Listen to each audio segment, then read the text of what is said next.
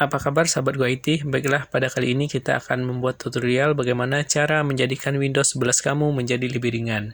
Poin pentingnya adalah kamu harus mengganti media penyimpanan harddisk kamu dengan SSD. Itu akan sangat berpengaruh sekali. Jika sudah, kita bisa melakukan langkah-langkah sebagai berikut. Nomor 1, gunakan antivirus bawaan Windows dan lakukan update secara berkala. Di sini kami tidak menggunakan antivirus apapun, cukup memakai antivirus bawaan Windows saja. Bisa kita cek di sini dengan klik di Share Antivirus. Antivirus di sini perlindungan antivirusnya sudah menggunakan antivirus bawaan, yaitu perlindungan real time-nya aktif. Selanjutnya, kamu akan melakukan update secara berkala Windows kamu agar mendapatkan update security juga secara berkala, sehingga komputer kamu lebih aman dan lebih ringan. Bisa kita klik centang ini on dan kita klik update. Di sini saya sudah melakukan update-nya. Langkah kedua, menambah virtual memory. Di sini bisa kita klik setting dan kita pilih system. Setelah itu kita pilih about. Lalu kita pilih advanced system setting. Di sini kita pilih tab advanced. Kita pilih setting. Di bagian ini bisa kamu centang seperti ini. Yang penting-penting saja agar komputer kamu tidak terlalu berat. Selanjutnya di menu advanced, lalu kita pilih virtual memory, lalu kita change. Di sini saya menggunakan partisi C dan menggunakan initial size-nya itu 2000 MB dan maksimal size-nya 3000 MB atau 3 GB sebagai virtual memorinya. Lalu kita set, lakukan OK dan komputer kamu akan restart dengan segera. Nomor 3, matikan privasi dan security yang tidak diperlukan. Di sini kita klik setting, lalu kita pilih privasi dan security. Di sini ada general. Di sini bisa kita off-kan semuanya. Selanjutnya pada specs, di sini juga kita off-kan. Selanjutnya ini juga kita off-kan. Diagnostiknya juga kita off-kan. Activity story-nya juga kita off-kan. Terus untuk location-nya ini juga kita off-kan. Selanjutnya untuk phone call ini kita matikan saja. Call histories kita matikan juga. Email kita matikan juga, karena kita membuka email menggunakan browser saja. Selanjutnya radio kita matikan juga. Selanjutnya app diagnostik ini juga kita matikan. Demikian saja langkah berikutnya. Langkah berikutnya adalah matikan visual effect. Di sini bisa kamu klik visual effect. Visual effect. Di sini kita off-kan semuanya. Lanjut, langkah berikutnya, matikan program startup. Untuk mematikan program startup, kita bisa klik di pencarian startup.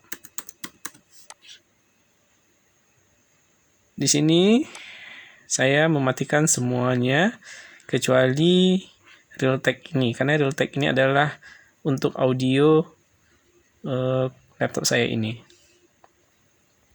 Lanjut, langkah berikutnya, lakukan disk clean up. Disk clean up bisa kita coba di sini dengan mengetik clean up disk C.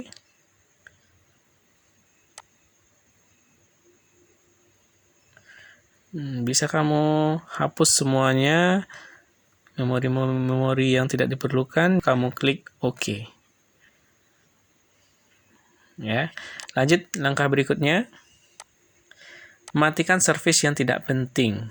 Ya, oke, kita klik saja di sini service.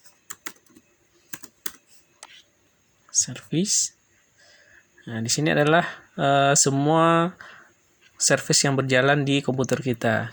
Kita lihat startup type-nya. Di sini yang sudah saya matikan adalah ini yang sudah saya matikan. Auto time zone, BitLocker, break data, connect user experience and telemetry, dialog blocking service, dan seterusnya hingga Xbox Live Out Manager ini. Semua saya disablekan.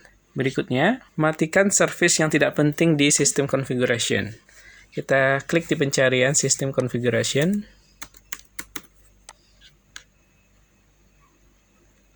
Lalu kita klik sebagai administrator.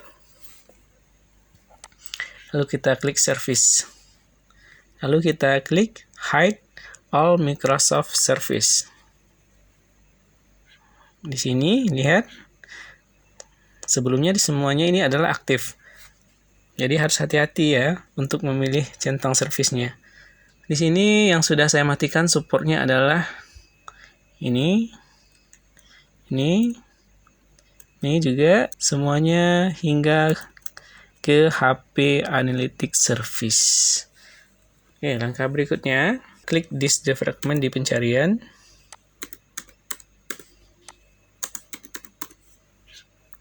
Defragment and Optimize Drive. Di sini bisa kita optimize-kan.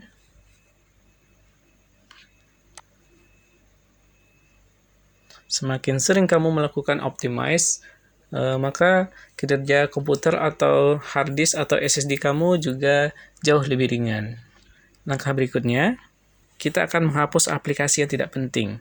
Caranya, kita klik setting, lalu kamu pilih apps, di sini install apps.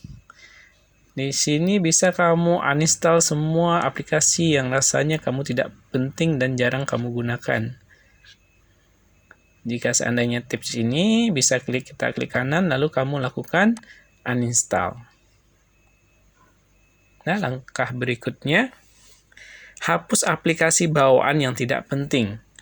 Di sini untuk melihat aplikasi bawaannya, kamu harus membuka PowerShell terlebih dahulu. Kita klik di sini, PowerShell. Ya, lalu kita klik dia sebagai administrator.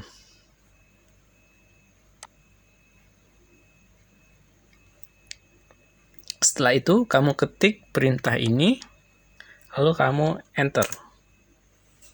Maka aplikasi bawaan yang ada di komputer kamu akan di list satu-satu. Ini adalah semuanya.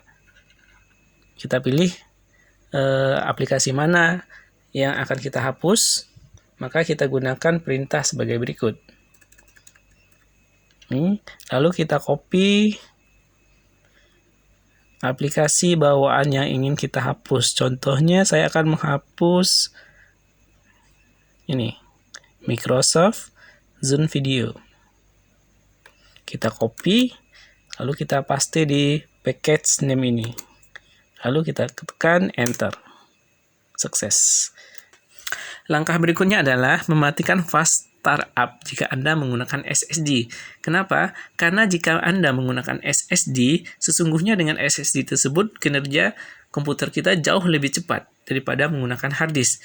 Malahan dengan fast startup akan membuat SSD kamu menjadi atau berisiko menjadi cepat rusak. Caranya seperti ini. Kita klik Control Panel. Kita klik panel, lalu kita pilih Power Option, lalu kita pilih Choose what a power button does. Di sini saya sudah mematikan atau menonaktifkan turn on fast startup karena saya menggunakan SSD. Jika Anda menggunakan hard disk, silakan centang fitur ini. Bisa kita klik ini untuk merubahnya. bisa kita aktifkan jika Anda menggunakan hard disk. Jika tidak, jangan dinonaktifkan karena mempengaruhi kinerja SSD secara berkala. Langkah berikutnya, kita akan mematikan Cortana, Widget, and Chat yang tidak penting atau jarang kita gunakan sama sekali. Caranya seperti ini. Kita klik kanan di taskbar, lalu kita pilih taskbar setting. Nah, di sini bisa kita off-kan untuk widgetnya, chatnya. Lalu untuk menonaktifkan Cortana, caranya seperti ini. Kita klik Cortana, lalu kita pilih app setting. Lalu kita pilih di sini backgroundnya dimatikan. Kenapa Cortana kita matikan? Karena nyaris sama sekali Cortana jarang aktif di komputer kita atau kita gunakan.